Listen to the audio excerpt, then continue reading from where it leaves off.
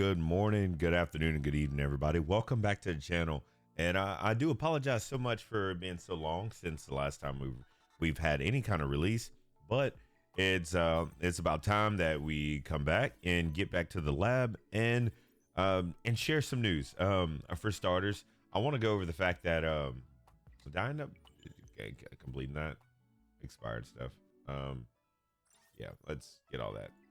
Yeah. Anyways, back to where we're at here. So when we last covered anything, we were missing one more shell dungeon, and that's the one that I never covered yet, and that's what we're going to get into. We're going to get into the lovely, beautiful, amazing side of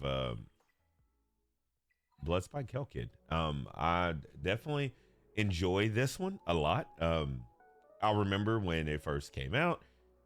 I definitely struggled with it. I was able to do Nightmare in Hell perfectly fine, but we kind of ran into some issues with consistency.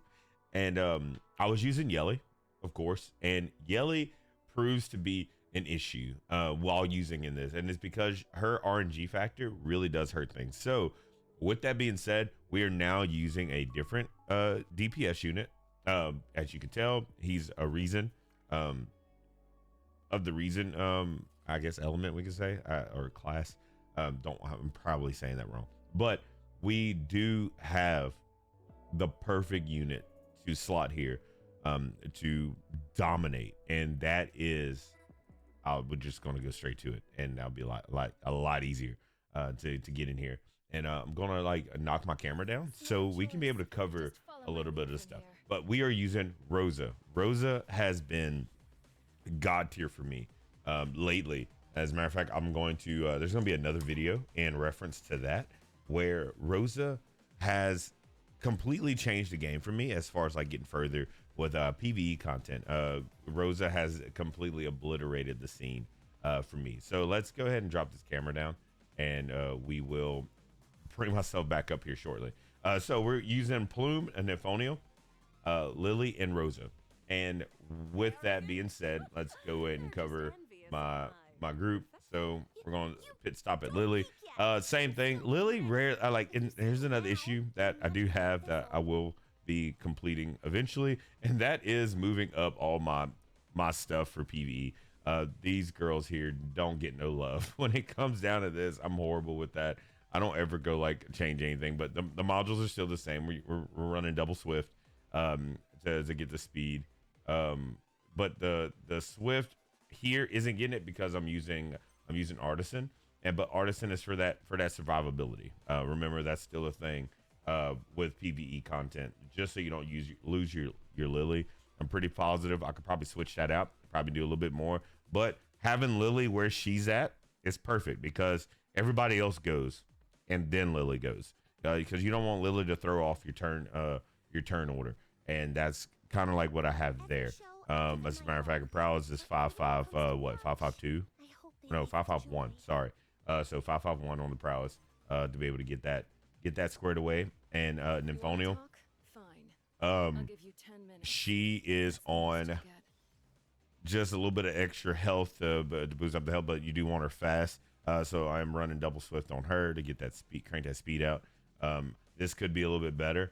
These are not good speed pieces here, but this is PvE, so it really doesn't matter. So for the prowess, she probably could use the extra speed here. I'm missing this. We'll eventually get to it. So ideally, you would want to run it at least, if you're not going to go for here. You will want to probably go for the 411 or 413. 413 is awesome because you want that that extra damage crank out from the skill 3 while the skill 3 is up with the shield buff.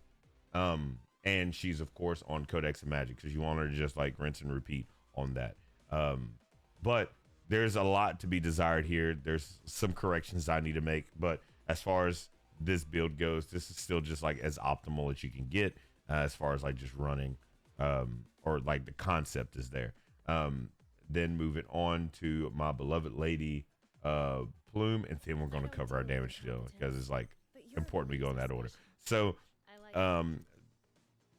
Plume is Plume. You know, Plume is like the end all be all. Like, just she's there. She does what Plume does. We have her on double swift. That's super important. And you want her, of course, her right 3 pieces to have all effect accuracy. You want to crank out that because you want to be able to land your hits. Remember, her skill 3 does pop off really well. Having that like taken care of, because she does like what, 3 or 4 hits, if I'm correct, right? Yeah, 3 hits, and I'll have the chance to apply all the debuffs. So you just want to crank out. You want to crank out what you can when it comes down to that effect accuracy, just so you can land all those hits and they all apply what they need to apply. A prowess, she's 555. Don't. This is like non-negotiable. 555. And of course, Codex of Magic, another one. This is about as good as I can get it for now. You know, you want to have this girl fast. And she actually facilitates most of the carries in the game, big time. She does what she's supposed to do. Now, let's get to the ultimate damage dealer. Had I known about this girl a lot earlier, I built Jada over her. That makes me so sad that I built Jada over her. And people were saying, I did listen to a lot of the community within the server and within the channels I was in at the time. I regret ever building Jada over her. We did have a reset event. I didn't reset Jada because it's not.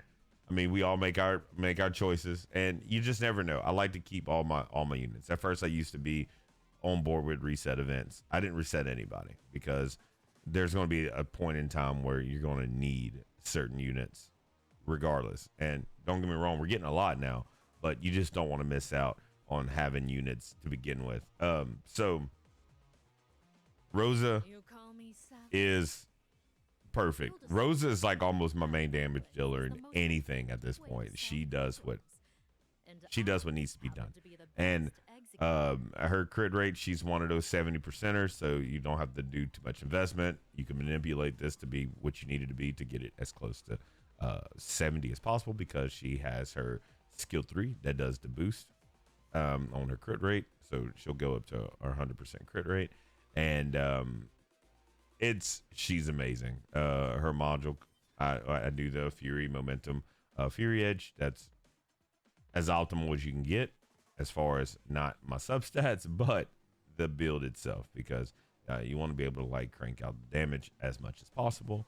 And this is what lands her in that category, because you have everybody landing these debuffs.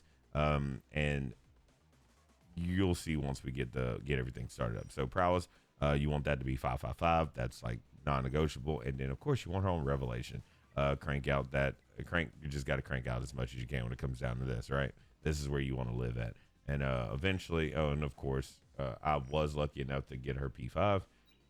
So she's like pretty deadly on the battlefield, right?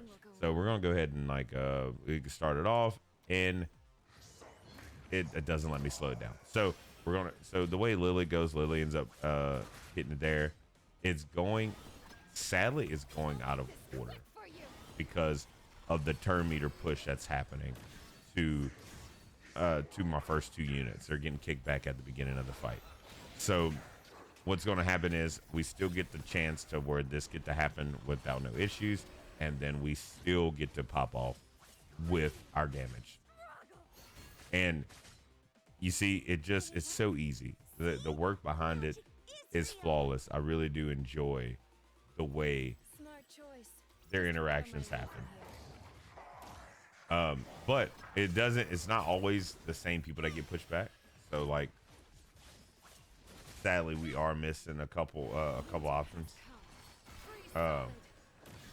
It's just one of those weird situations. Very unfortunate. But the way to get beyond this is this right here. You need Nymphonia. Nymphonia will definitely protect you. She'll have you covered, and you know, you'll still like double down and have that taken care of. I do like it. I do like it. Like this makes the game so much funner with these girls, and this is like the optimal turn order that you want to go off right here. You see, like that's perfect.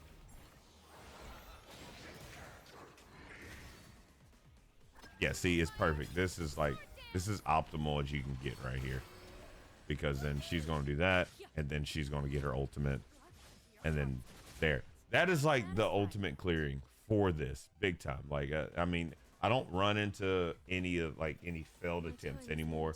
I used to.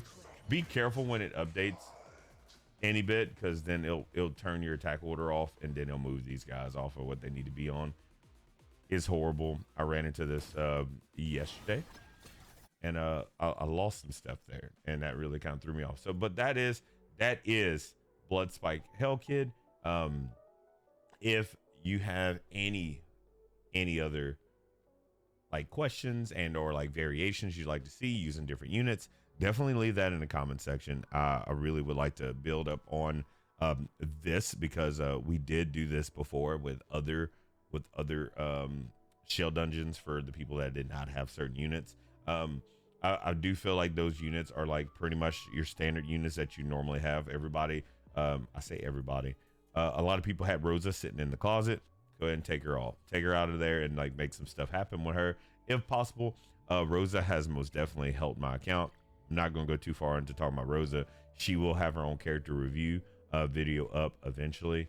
Kind of getting towards back geared up for that again. But as far as like all the other units, Inferno was like one of those units that like are like one-offs that you'll have just laying around.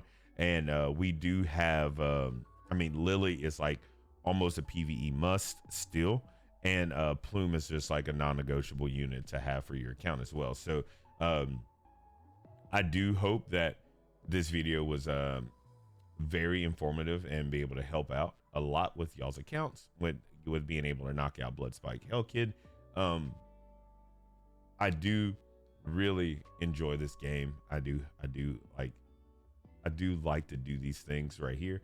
The only thing is I wish when this came out, I was able to clear this without looking up anything about using different units. And of course, by the time I got stuck on Inferno, I was able to clear it. I just wasn't able to flawlessly clear it like with no issue. So like I ended up looking, and then like somebody had Rosa, and I was like, oh, I don't have her built.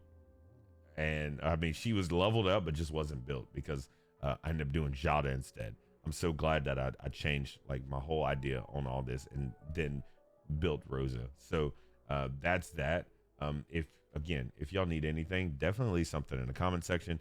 I'm always looking to develop and build up on where we're currently at, and hopefully soon we have even more content up. So again,